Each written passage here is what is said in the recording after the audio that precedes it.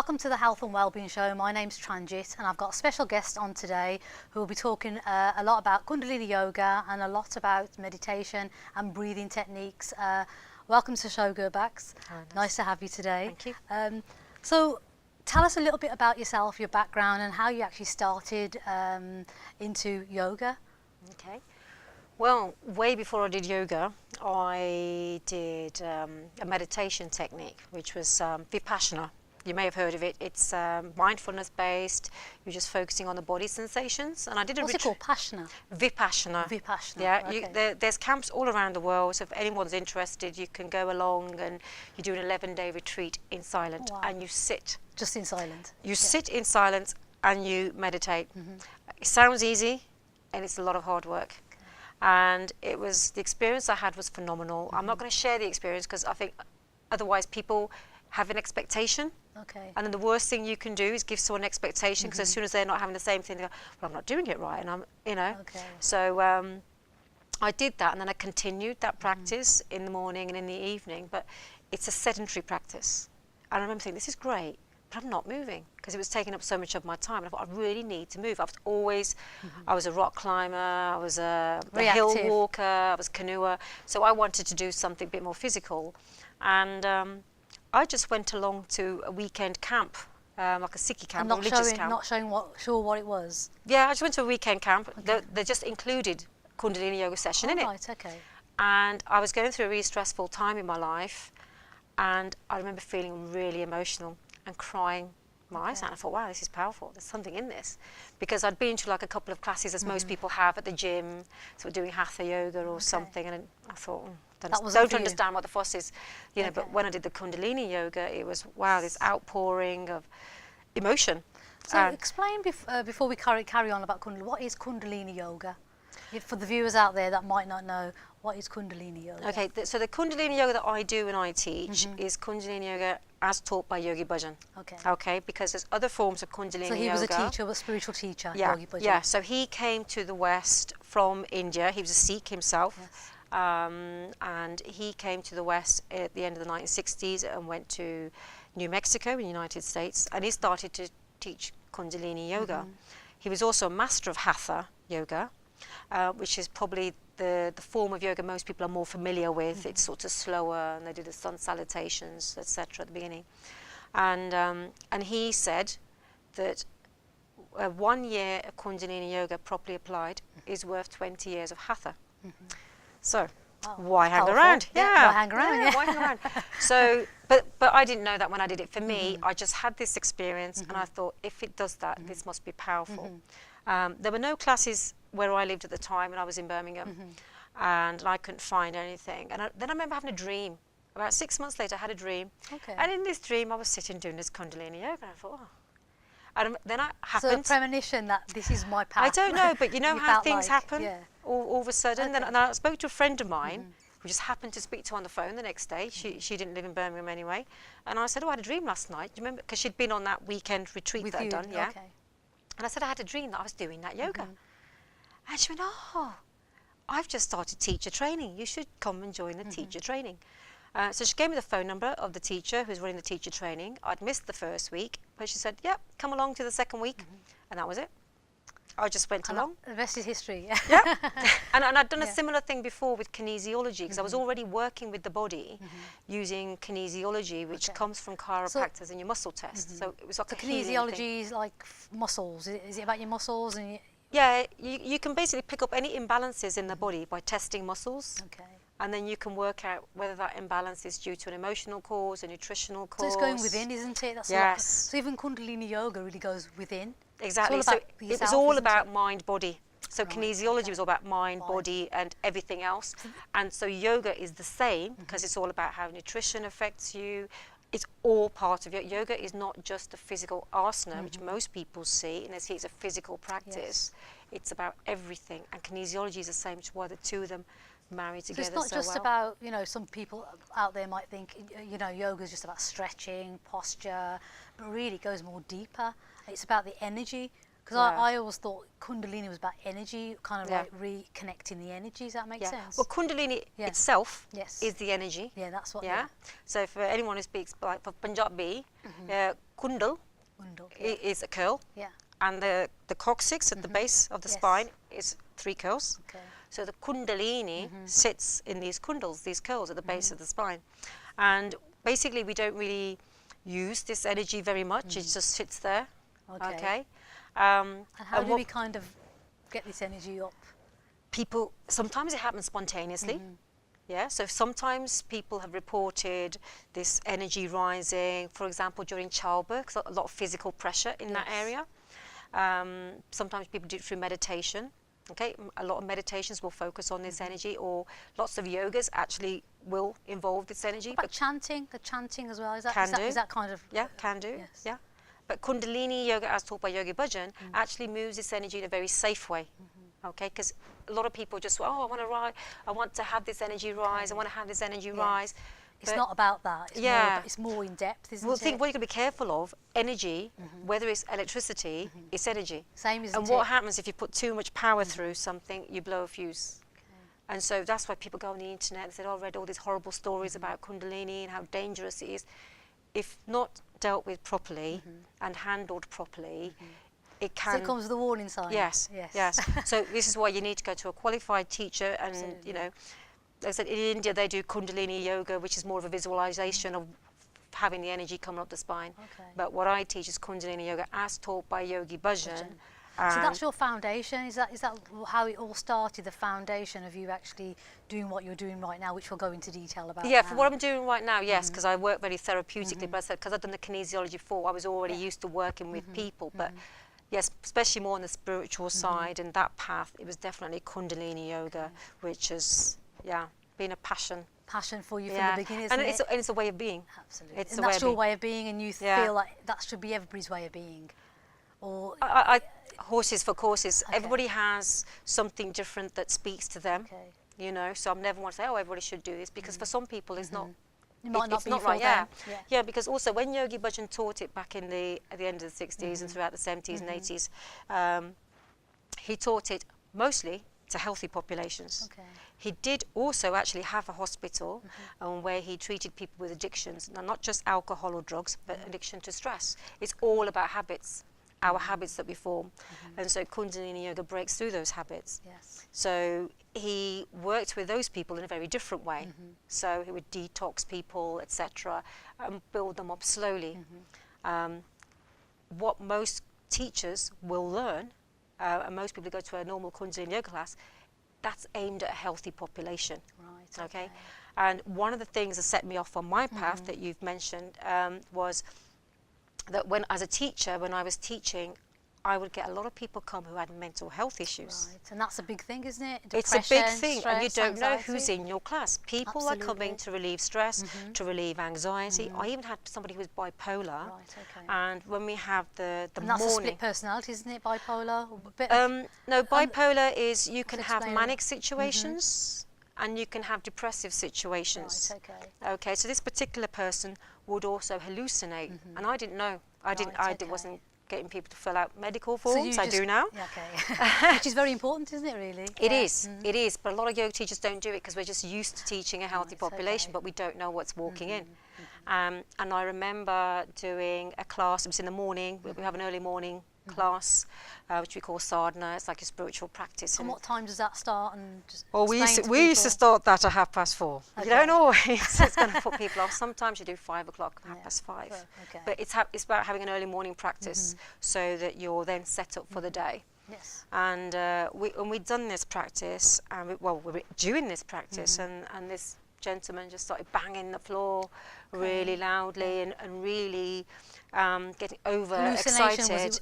Was he hallucinating? He told me later on he was seeing things in the room, but it disturbed the other students. It frightened some of the other people in the group. So that's how in depth, if people who have got mental health, if they actually delve into Kundalini or yoga, it can kind of cause them to have an episode, you think? Or on the other hand, another friend of mine, who's another teacher who trained me, she's also bipolar. Okay. You know, so it just has to be, you have to look at the individual. Absolutely. And there are guidelines and precautions.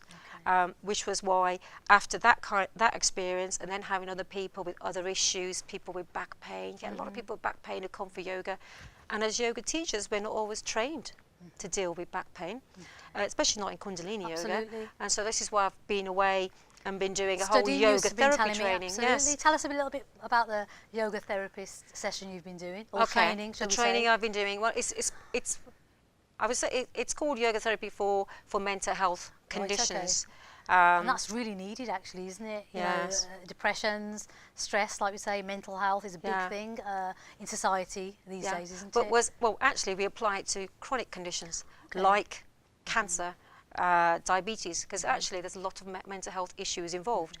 What comes first? The mental health issue. Right, okay. When I say issue, it can be like a mild depression, a needing of carbohydrates and sugar. Right, Because there might be a okay. lack of serotonin. In diabetes, Yes. often there's a lack of serotonin, which was why the person wants carbohydrates. So the That's serotonin really makes you feel interesting. So better. food, isn't it, can Yeah. actually contribute. So people to who the- say, well, why can't this person just stop eating? I do it, why can't they? And there's that lack of compassion. It's because actually there's a chemical imbalance. Right. And I think understanding So that is makes it other actually in the people... body, the chemical imbalance, or is it in the mind, or is it the same? Well, the mind isn't in the body. You can have it's a neurotransmitters, brain. Actually, most of the serotonin is actually Serotonin. in the stomach. Right, Yes, okay. and this is again new research that medical science has proven, whereas the yogis have always said this. When Yogi Bhajan gave lectures, he talked about the emotions coming from the stomach, and he was talking about it in the 1980s and the 70s, whereas now medical science have realised that you have a second brain, Right, and they call it okay. the gut brain, Right. right? So basically, the seat of your emotions isn't actually the brain, it's the stomach. And I'll give you an example. So for example, there's a chemical called GABA, okay? So this chemical helps to calm you, Okay. okay? So when people are maybe not eating well, they are not giving themselves the building So blocks how do to make people GABA. actually, you know, out there, you're using all these words and things, a lot of people might think, what's all that? I just don't understand. They don't you know, need to understand that. So they don't need to understand that bit. They don't need to Well, understand the science. No, but obviously the science is an important factor of it, isn't Yeah, it, really? I share simple science like, you know, if you want to make a cake, you need the ingredients. Okay, well, we'll just stop there. We're going to Yes. take a quick break, and this is fascinating, and we'll come back shortly. So take a quick break. Thank you.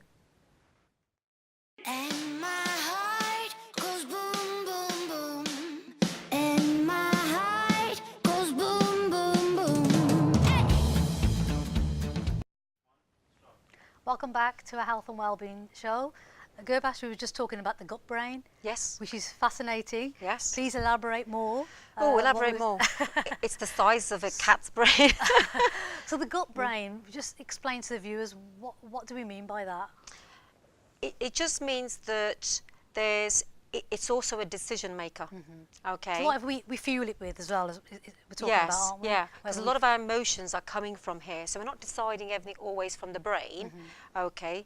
We also got this brain here. And the reason for that is there's I don't get too technical, but there's a main nerve, which some people might have heard of. It's called the vagus nerve. Vagus nerve, It's called the yes. vagus nerve. And often when we have nerves, we think of the brain sending messages to the nerves. And often, you know, with the senses, we talk about, oh, you touch this, and then that's the message going from the fingers up sensory, the isn't nerve it? to the brain. So Okay. it's two-way traffic. Okay. Now, with this vagus nerve, the reason that's so important, and Yogi Bhajan actually spoke a lot about this, and actually we're using it a lot in yoga, is the vagus nerve, 90% of the messages, they don't go from the brain to the nerve endings, they go from the body to the brain. Wow. Okay, and that's why it's so important, because this vagus nerve actually fans out into the stomach. So it's giving the brain so much information about what's going on in the stomach. So are we talking about instinct? Are we talking about, you know, when people say, I've got gut feeling about, you know, a project we're doing or something you're doing, you know, any situation in your life, Yeah. is that kind of what you're trying to get Medical at? science has said that exists now. So trust your gut instinct. Right, Yeah, okay. your gut's reacting all the time. Trust your gut instinct. Also, as I said, these chemicals, it could be GABA, which is to do with relaxation and being calm. If you're not having the right ingredients go in your stomach, you're not going to have GABA, you're going to be anxious. So give us an example about what GABA is. First of all, what is GABA? Is This that the vagus nerve you're talking about? No. So the nerve is like a, just think of a line of communication. Communication yes? to the brain, So to the stomach. it's telling the brain what's going on in the stomach. Oh, and okay. So it's different chemicals. Okay. Okay, so you've got a chemical called GABA, and that helps to calm people. So if you've got plenty of GABA, you might be calm. Right, I'll need plenty of GABA in me Okay, then. So what but do I you to need eat with GABA? certain ingredients to make GABA. Okay. So for example, one of the ingredients that's probably easiest to get into your body is magnesium. Right, Okay. So you need magnesium. Okay, you can get magnesium in foods, but I work a lot with the parents of autistic children, Okay. and this is obviously often advised to those parents, and what I suggest to the parents who I meet who don't already know is Epsom salts are actually magnesium. So if you have a bath in Epsom salts, Okay. you absorb the magnesium through the skin. So let's go back onto the magnesium, because a lot of viewers might know. So what has magnesium in food then, for example?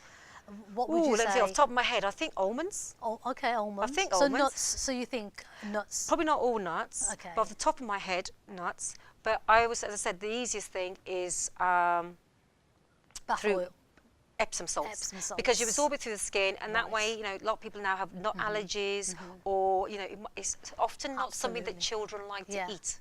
Yes, so if you don't like nuts, then just have an Epsom salt bath, but no longer than 20 minutes. Right, okay. Yeah, and it's probably better than a lot of the toxic stuff we put in our bath.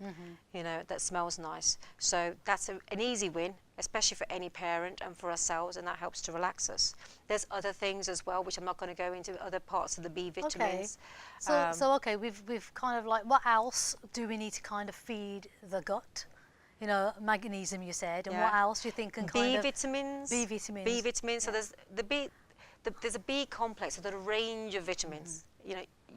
You read a shampoo bottle and you've got B vitamins in there, niacin, thiamine. Okay, but for example, B6, B12. These are really important. There's a lot of people. I mean, to be honest with you, I don't think I look at all the B vitamins on Yeah. a shampoo bottle Yeah. or You anything. don't need to. And you don't think you need to? All you need to do is have a good, healthy, balanced diet. And Yogi Bhajan gave us foods that we should include in our diet every day. So give us some of the He foods, said because then viewers would kind of Broccoli or spinach. know. So Right. go between one or the other. Broccoli or spinach. Sunflower seeds. Right, He okay. suggested almonds. Almonds, Okay, yeah. obviously, magnet. Yeah. Bananas. Bananas. Okay, how can no one like bananas? Okay. Not everybody out there might like bananas. I love bananas. So you can And I have do, bananas. yes. Yeah. Then he said ideally about 11 o'clock because it helps break up the period between breakfast and lunch. Remember the Diet Coke 11 o'clock Yes, break Coca-Cola yes, had? yeah. Yeah. They're a So big ad, don't didn't have they? the Diet Coke. Have the Go banana. for the banana. Yeah. So it 11's gives you- is have your banana. Yes, have a banana. Yes. Yeah. Raisins. Raisins, okay. And actually, he said that the best time to have that was about 4 o'clock. When you're at 4 o'clock, your blood sugar starts to drop. You start to get a bit tired. A lot of accidents happen then. Yeah. If you've got little kids, they're coming quite tired from school. This is when you reach out for Raisins. sugary foods. Yes. Obviously, 'Cause a lot of raisins are children- sweet. Yeah, because a lot of children out there, bag of Haribos or bag of, sweets or crisps as soon as they come back from school. Yeah. So really they should, parents maybe to kind of change, a habit. Raisins Even if you can't do it with kids, for yourself. for yourself. For So yourself. start be the role model maybe and Yeah. start, being that person, the parent really, to kind of Yeah. show the children this is a healthy option to have really. Yeah. 'Cause it starts from the parents. Children don't actually go out there and buy, the sugary foods. It's parents that buy the sugary Well, exactly. foods. We don't have so much power.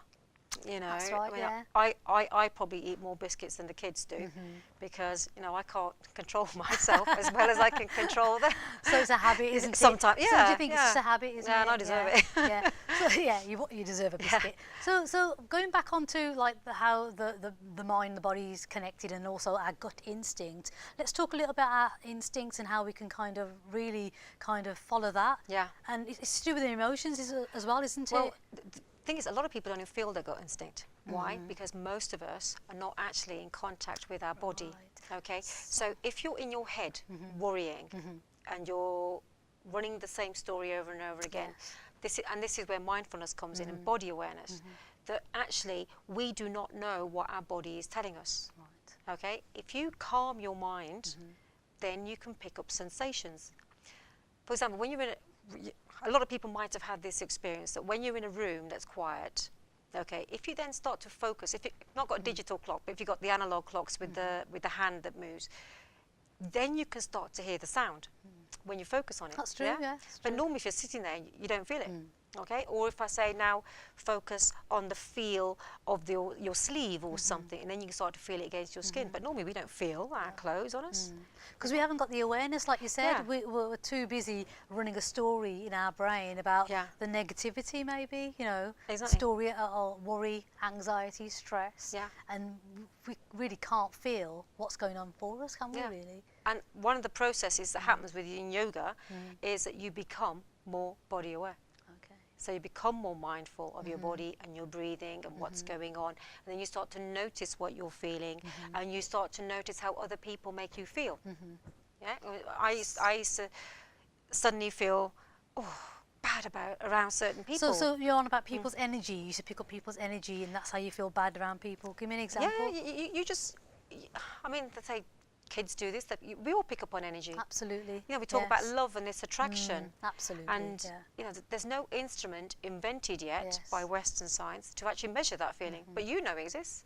Or a You've happy got the atmosphere, feeling, haven't you? You've got or the a bad happy- atmosphere, and you Absolutely. feel it between two Yes. people. Yes. It's an energy, but we can't measure it. But you feel it, okay?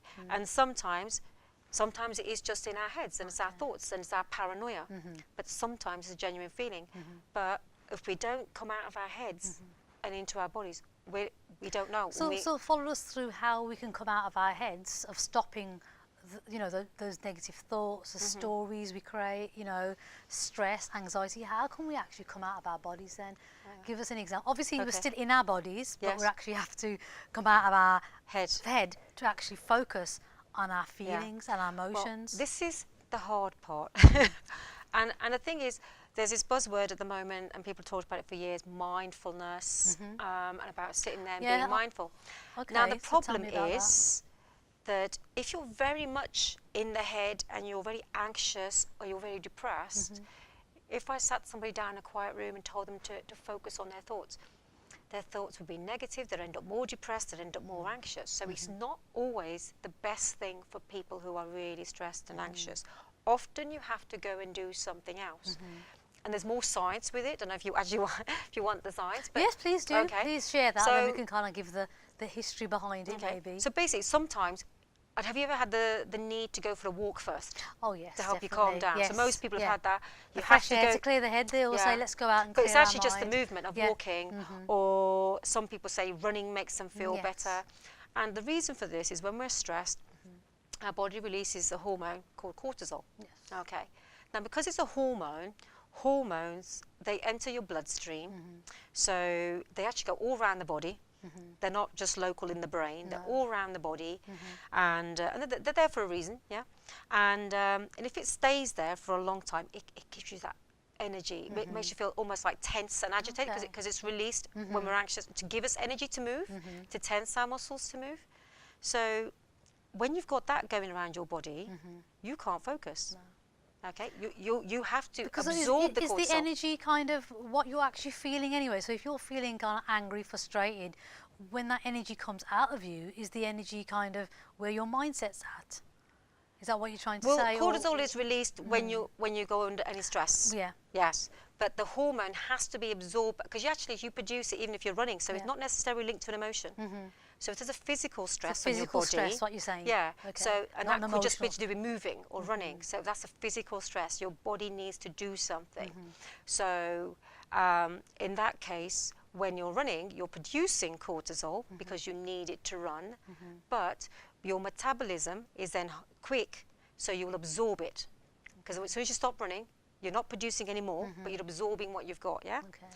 However, when you're anxious and you've produced this cortisol, if you're then not running or doing anything, then you're not absorbing it.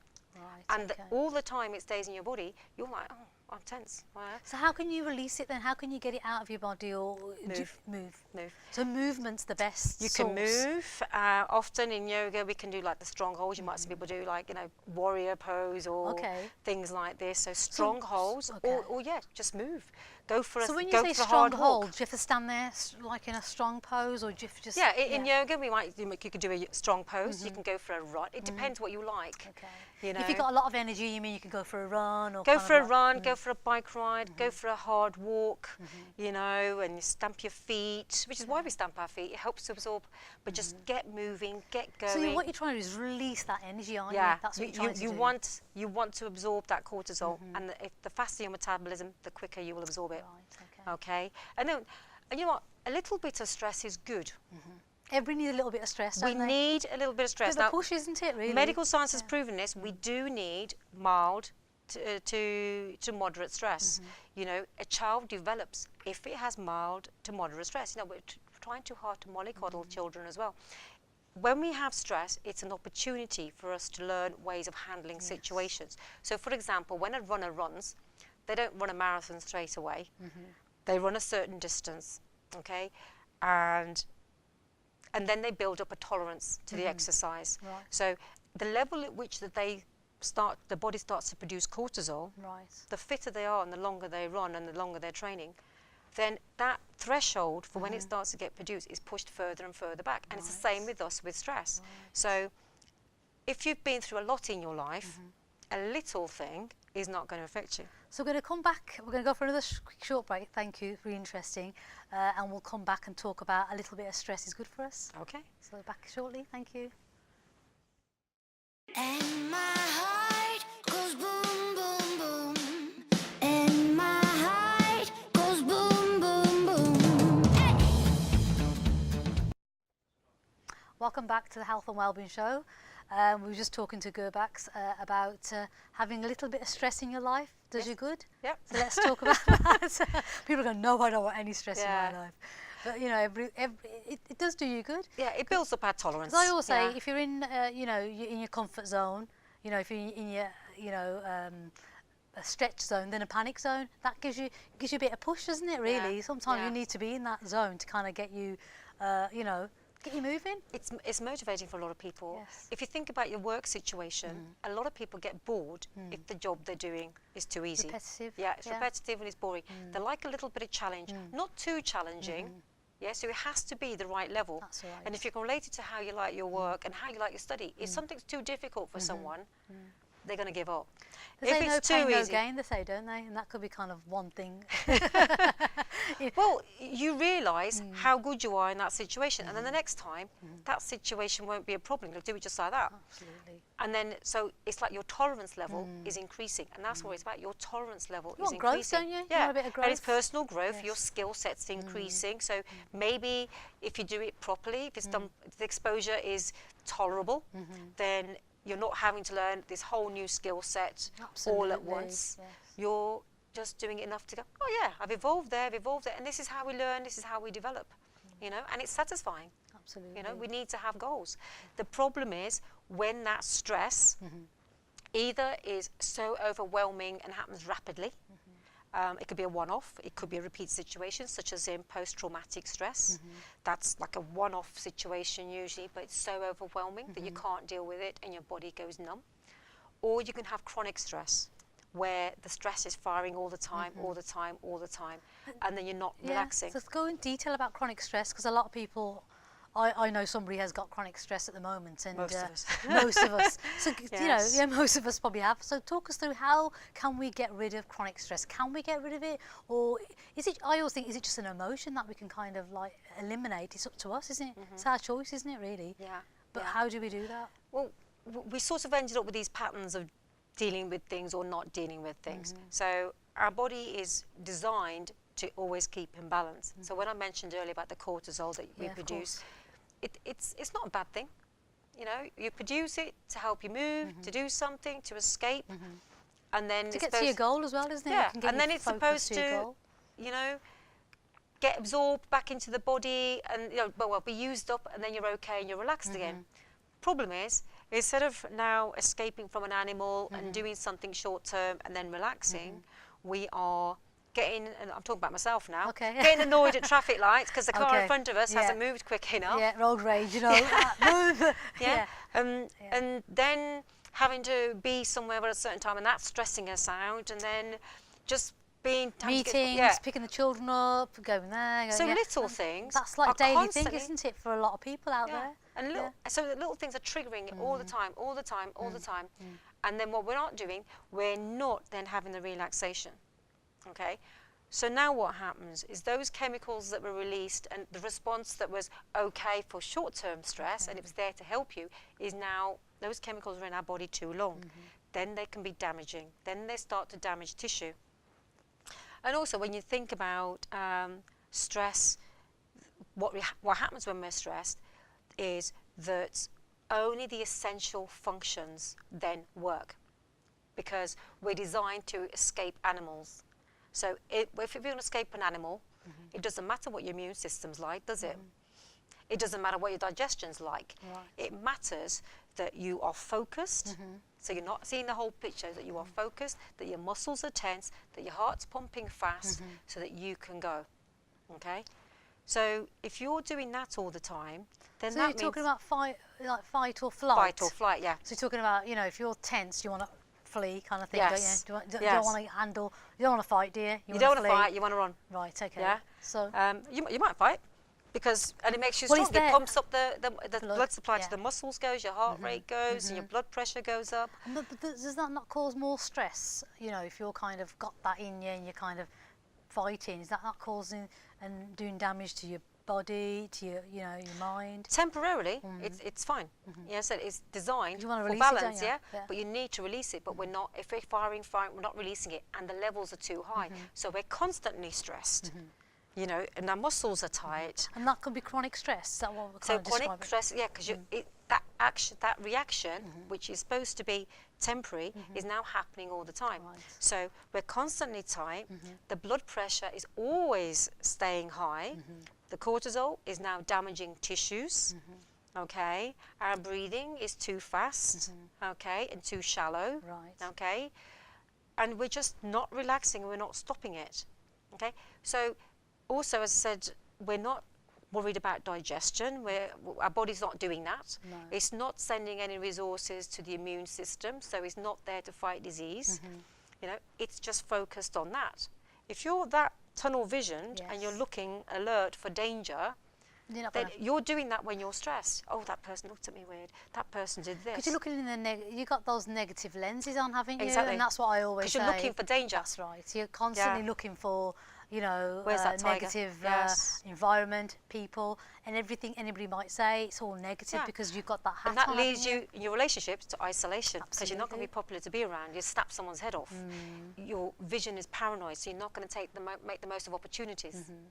You know? So that's causing you a lot of stress, and that is kind of ruining a lot of relationships and ruining your life, really, isn't it? It's Yeah. kind of, you can't move forward. But more than that, when you're in that situation as well, if you've got any genetic conditions, Right. okay, that they might not have fired yet, they might not have manifested, but if you've got any sort of genes which are, you know, might relate to a cancer or something, So you're releasing those. they could be triggered, yeah. So let's break it down now. So what you actually, you know, are saying is that when you know, think negatively, have stress, chronic stress, and in the body, you know, we've got these genes that are actually, could be cancerous or could be, you know, that could be kind of sparking those off. Yeah. You know, so it's creating illness. Yeah. And that's what the foundation of what you're actually saying is actually our stress, our anxiety, our also depression, our negative thinking is actually causing a lot of illness within us. Well, actually, stress and anxiety itself is a major cause of depression. Right, okay. Okay, so that's like almost like a separate illness in itself. So- It causes depression. But yeah, things like cancer and other So things, any kind and of also illness. diabetes as So well. even backache and any kind of, Yes. you know, disability that you might have. Chronic pain is often neurological. It's often because of how we're feeling and anxiety. If you imagine, if you cut yourself, it's acute pain, it's local, okay, and it will go when that wound heals, okay. If you've got pain over years and years, it sort of comes and goes, then it's probably more to do with stress and anxiety Right, okay. than a So, physical cause. so now, give us a cure. How can we cure this? How can we kind of get to the bottom of kind of releasing, you know, not to kind of set these kind of genes or these cells off to kind of create illness Yeah. within our body? How can we Okay. actually get rid of anxiety, stress, depression by maybe doing yoga, doing, you know, breathing, or you know, what you've trained to do? How can we kind of I just want to be careful using the word cure, Cure. because obviously if someone's got things like course. cancer or Of course, depression, yes. 'Cause we're using not the word obviously- cure is not going to be the yes, best word for no. them.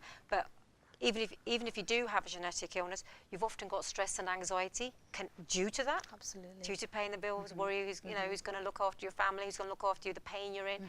So So that's already kind of anxiety for and that. having that additional stress and anxiety is going to make your condition worse. Okay, so sometimes we can't help what we've got, and actually in yogic teachings we talk about karma.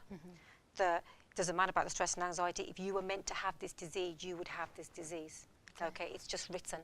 Okay, so but how can we start to bring the body out of the fight and flight response, I think you're asking, and start to relax it? Absolutely. Yeah? So, well, John Kabat-Zinn in the 1970s discovered the relaxation response. Okay. Okay, so again, it's the vagus nerve that we talked about earlier.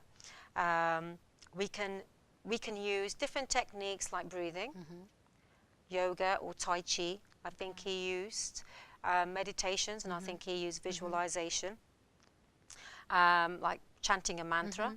So we can use all these techniques to try and calm the body down. Right. And if I give you an example, Yeah. if you think of a time that you were really angry, okay, what happens in your body and what happens to your breathing when you think of a time that you were angry? You really think about it, relive it, and really feel it. Can you remember how you felt? I think you get really tense and kind of like you were Yeah, saying yeah, earlier, yeah. your body gets a bit stiff, doesn't it? I think Yeah. I think you get that feeling there, don't you? It's kind of like, you know, the gut feeling that makes you feel really angry and anxious, and Yes, breathing gets a bit, you're and you yeah. get gritty, so you kind of come a bit stiff, don't you? Yeah. Your body. And what happens to your breathing? Your breathing gets kind of faster and, Fast, yeah. you know, well, it's uncontrollable, isn't it? Yeah. Yeah. Yeah. Oh, you're doing this because Yeah, it's because shallow, it's like it's in the chest. yes, yeah. Yes. So what we want to do is change that. Okay. So how do Okay. we do that? Well, you want to bring the breath down into the tummy. Okay. What Yogi Bhajan said is, trying to get it right. There's like mind controls the body and the body controls the mind or the breath. Okay. So the mind controls the body. Okay. But we can use the breath to control the mind. Right. Okay. Okay, so when you're anxious and you're angry, yes, you have the shallow breathing, it comes from the chest, yeah? If we think about shock, when we have a feeling of shock, or we're suddenly shocked, we sort of go, and we stop So we breathing. take the breath goes. Yeah, and we kind of hold stop. the breath, yeah? So there's almost like, it's almost like each breath, each emotion has a breath signature. There's a type of, yeah? So if you breathe long and deep, yeah, that's when you're nice and calm. So we can mechanically do that, okay? So what we need So to be that's the doing... techniques you kind of teach, you know, Yeah. when you're doing your training for your clients and The people. first thing I teach people, whether it's a yoga class, whether I'm working with someone who wants to do yoga for sport to improve the performance, whether it's for any illness, is breathe through your tummy. Right. Okay, breathe I'm going to into your stop tummy. you there now. So we're going to go for a short break, Yeah. and then we'll come back, and maybe you can give us a bit of a demonstration, and that's great. Thank you. We'll go for a short break. We'll be back soon. Thank you. And my heart goes boom, boom, boom. And my heart goes boom, boom, boom. Hey! Welcome back to the Health and Wellbeing Show. We have Gurbax with us again. Right, Gurbax, let's do a demonstration maybe about the breathing techniques we were just talking about and the benefits. So Okay. as we're kind of doing it, maybe we can talk about the benefits of breathing, how it Yeah. can kind of help with your stress, you Yeah. know, depression, anxiety. You know, maybe a simple technique that would just kind of give us our stepping stone Sure, yeah. onto, you know, how to start breathing. Yeah. Bringing breathing into our life, maybe. Okay. Yeah, of course. Okay. Okay. So this How is shall I sit? Shall I? you can sit anywhere you anywhere want. comfortable. I mean, sometimes I tell people if you want to do this lying down, Okay. do it lying down. Now I know you've been working on the breath and doing yoga for a while, so you'll probably do this correctly anyway. Okay. But for anybody But, you know, at home, anybody at home, yeah. yeah, just So- put one hand on your tummy, one hand on your chest. Okay. Okay. But don't knock the mic. And just notice which hand is moving when you're breathing. Just notice which hand is moving. That's fine. For some people, it might be this hand on the tummy. For some people, for a lot of people, it will be the hand on the chest. Okay. It's my stomach. Go on. It's your tummy, okay? So then notice the hand on the tummy, when is it going back in towards your spine? And when is it coming out? Is it coming outwards on the inhale, or is it coming outwards on the exhale? It's coming outwards on the exhale. Outwards on the exhale? Sorry, inhale. Inhale, yeah. inhale. Yeah, Yeah, good. inhale. Yeah, Okay. yeah. Yeah, because I see people go, oh yeah, my tummy's moving. Tummy goes in on the inhale, chest goes up. So it's supposed to be. That's not the other what you way want, around, yeah? is it? So what you want to do, I mean, your tummy's like a balloon. Okay, if So it's I- like filling. yeah, so something your with tummy's yeah. a balloon, yeah? So if I put air into a balloon, what happens? Well, it fills up, doesn't it? It's going to get bigger, right? And so if I breathe, And that's a good example because that's how I learnt it. I was Is it? always thinking, hold on. I used to always say, oh, is it exhale? Do I fill it up? Do I kind of exhale Yeah. it out? And that's how I learnt it. Yeah. I think that could be yourself actually. Yeah. When we did, I did Kundalini yoga with you, kind of fill it up like yeah, a balloon, I, and that I kind of always really. start off yeah, with that, yeah, yeah. yeah. And if you really Like- focus, I mean, if some people like who are breathing into the chest, then just notice how quickly you breathe. Because actually, the chest isn't actually that big an area, and you don't actually have in this top part of the lung that many alveoli. Again, getting a bit medical here. You okay. don't really have that much opportunity to absorb oxygen. Right, Okay, because a lot of it's like dead space. Okay, there's not a lot going on. right. Okay, the main pool of blood and the main place that you want to breathe is in the base of the lungs, which is going to be down here. Okay. Okay, so if you are breathing into the chest, just notice how deep that breath is and how quickly you're breathing. Okay. Now, what we want to do, I want people at home who are breathing through the chest to maybe just try breathing from the belly. It can be quite difficult to do this the first time because when I started doing yoga, I was completely doing it wrong. Me too. And it took a while, yeah. And it Takes took a me, while, doesn't it took me it? a couple of weeks. I don't know how long Yes. it took me. It took me a It took couple me of weeks. quite a lot. I Yeah. don't think it's more than that. Yeah. I was like, hold I on. think a couple of weeks. Yeah. And you know, just watching telly, watching EastEnders. You haven't got to take time out. So then, put your hands on your tummy. So you can do this when you're just sitting watching TV, can't Yeah. you? If you just focus, yeah. Oh yeah. Yeah. It becomes a lifestyle. Yeah. Yeah. So habit, what isn't you it, want to do actually? is, as you breathe in, you want to push your hands out, so inflate. Now I can push mine out quite a bit. And on the exhale, it should come back in. Now remember, a lot of people have been breathing into the chest for a long time. So don't beat yourself up if you can't do it straight away. You know. So it's like breathing, exhaling in. So you're breathing in Yeah. and pushing your hand out. So my tummy's big, it's a balloon filled with air. And as I relax, I pull it back in. You can even contract the muscles of the abs to pull the navel back towards the spine. Right, So now my okay. navel's pulled in. You know how we used to, I used to do this, stand in front of the mirror, make my belly as thin as possible. Suck your belly in. Yeah, suck it in. Get your jeans on. Yeah, but you're blowing, but you're Okay. exhaling, yeah? Right. And then you inhale. If you want to do this lying on the floor, you might want to use a book Okay. on your tummy. Yeah. Okay, so you're Even pushing children, out. even children can actually do this, can't they? Well, the funny thing is, babies yeah. are born breathing perfectly. Right. If anyone's got a little baby, they lie on the back, you'll see the tummy come up on the inhale and back on the exhale.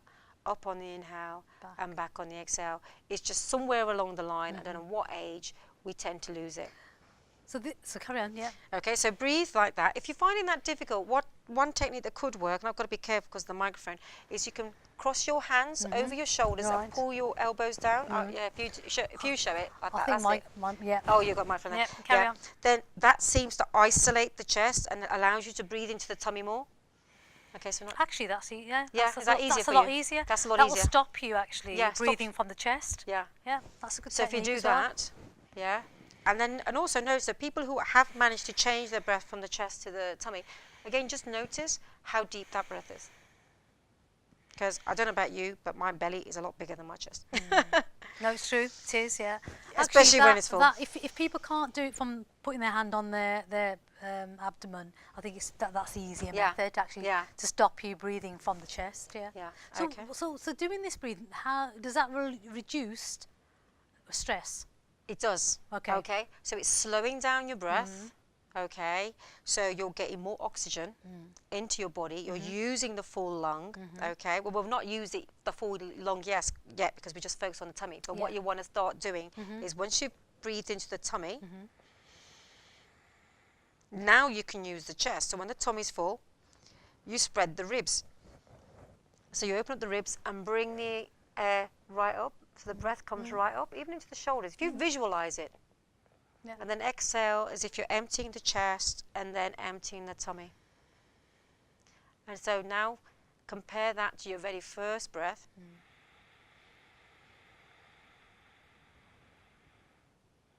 And you'll notice it's a lot longer.